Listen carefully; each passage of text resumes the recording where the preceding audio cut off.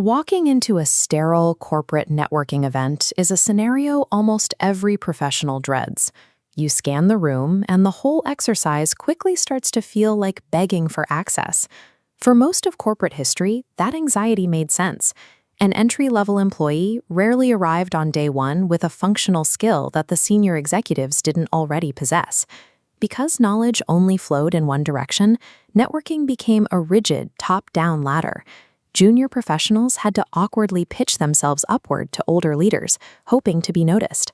That structure fails today because the unequal power dynamic it was built on has dissolved. The arrival of the digital economy broke apart that one-way flow of influence.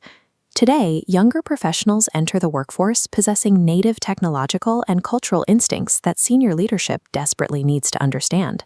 To build your network quickly in this environment, you have to stop asking for favors and start exchanging mutual value.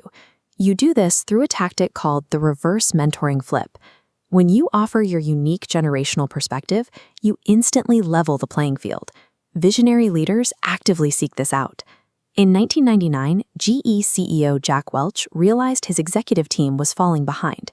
He mandated that 500 of his top executives pair up with junior employees for the specific purpose of learning how to use the internet. We see the same dynamic today. Fabrizio Freda, CEO of the Estée Lauder companies, launched a program where Gen Z employees take senior executives mobile shopping to show them exactly how modern consumers behave online. You can use this dynamic to your advantage. Walk up to a senior leader and confidently assert a specific trend you are noticing within your own demographic. Offering this perspective removes the hierarchy. It forces senior leaders to recognize their own blind spots and actually ask you for your input. But once you flatten that hierarchy, you have to sustain the conversation without slipping back into awkward small talk. This is where you deploy the micro-mentoring hack. We often treat mentorship like a formal, long-term commitment, but it is highly effective as a short 5-minute exchange. Instead of defaulting to standard icebreakers, you bypass the superficial noise by asking highly curated, deep questions. You ask things like, "What are you currently reading that you recommend?" Or, "What is the biggest misconception people have about your generation?" These questions signal deep curiosity. By skipping the resume speak, you gain a perspective that standard small talk usually misses, leaving an impression that lasts far longer than the 5-minute interaction. A strategic two-way value exchange is far more effective than trying to distribute the most business cards in the room. First, you give value to executives using the reverse mentoring flip.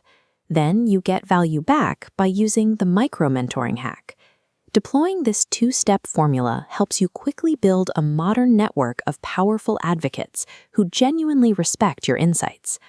The next challenge is learning how to leverage those connections when the pressure is on, and you are sitting in the hot seat of a job interview.